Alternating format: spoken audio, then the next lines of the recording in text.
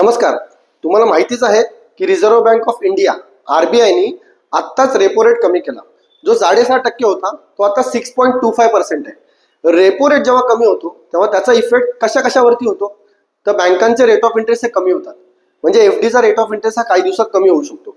तुमच्यासाठी आनंदाची गोष्ट आहे की होम लोन घेतलं असेल तर त्याचा ईएमआय तुमचा काही दिवसामध्ये कमी होऊ शकतो, कारण की ह्या गोष्टी आहेत त्या रेपो रेटशी संबंधित आहेत.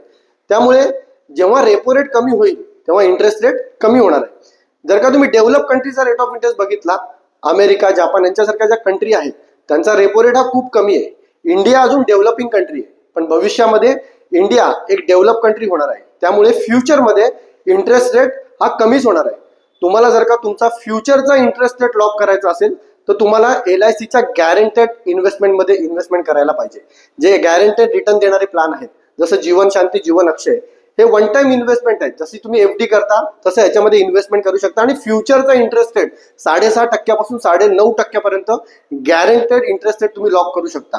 तसेच जीवन उत्सव, जीवन उमंग ह्याच्यामध्ये तुम्हाला तुमच्या बेसिक इन्शुरन्स अमाऊंट वरती 10% टॅक्स फ्री इन्कम आणि बेसिक इन्शुरन्स अमाऊंट वरती 8% टॅक्स फ्री इन्कम, ह्याच्यामधून तुम्ही तुमच्या मुलांच्या एज्युकेशनसाठी प्रोव्हिजन करू शकता. तुमच्या स्वतःच्या रिटायरमेंटसाठी टॅक्स फ्री प्रोव्हिजन करू शकता.